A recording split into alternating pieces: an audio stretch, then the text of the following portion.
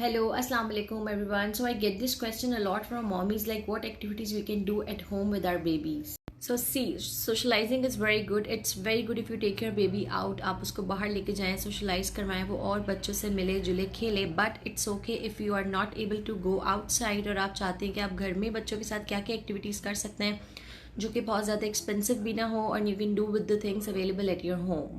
Number one is the reading. It's always good to read with your baby. Books लेके उसके साथ बैठें और आप उसके साथ रीड करें. आप दिन में 5 मिनट से स्टार्ट करें and then gradually increase it to 10 minutes, 20 minutes and then to half an our.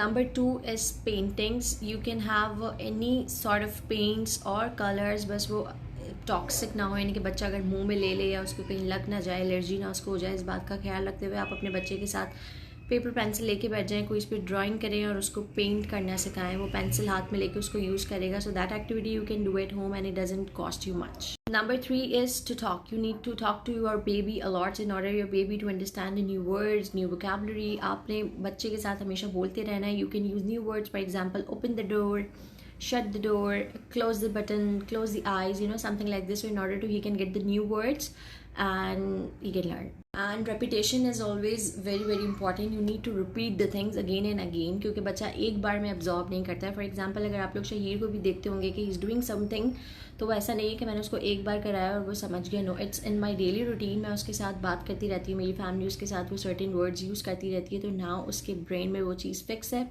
तो माशाल्लाह से he can understand Urdu and he can always understand English as well. And number 4 is sand and water play. पानी अभी सर्दी की वजह से अगर थोड़ा अवॉइड करें कि ठीक है बच्चों को ठंड ना लग जाए, लेकिन हमेशा याद रखें मिट्टी के साथ बच्चे खेलते हैं तो उनकी सेंसरी एबिलिटीज़ बहुत अच्छी होती है. They can put the sand in their hand.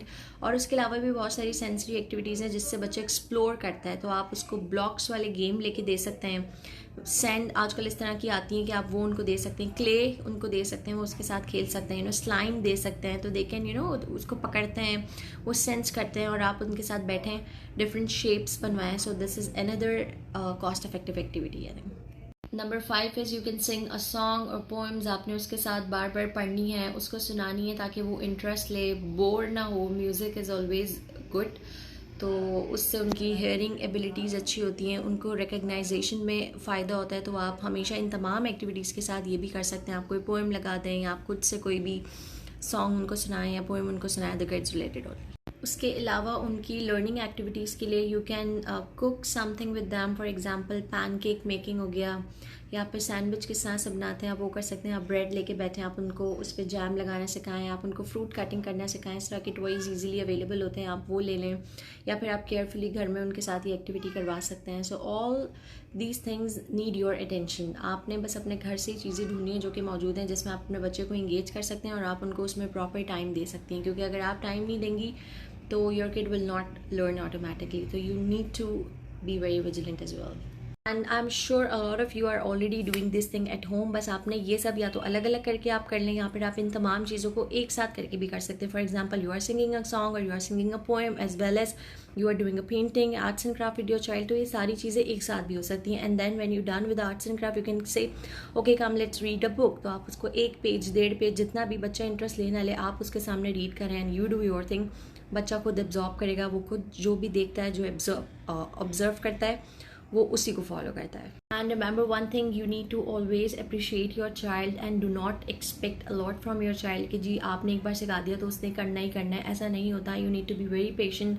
और वो कुछ भी छोटा सा एक्ट भी करे तो आपने उसको अप्रिशिएट करना है ताकि बच्चा जो है वो कॉन्फिडेंट फील करे और वो अपने ऊपर किसी भी किस्म का प्रेशर ना ले. सो एज अ मदर और as a parent you need to appreciate your child at every step and do not pressurize them for doing anything. And also do share what you are doing with your child already at home so we all mothers can have a more number of ideas. तो हम सब उसको मिलके कर सकते हैं. So do share your ideas under this thread.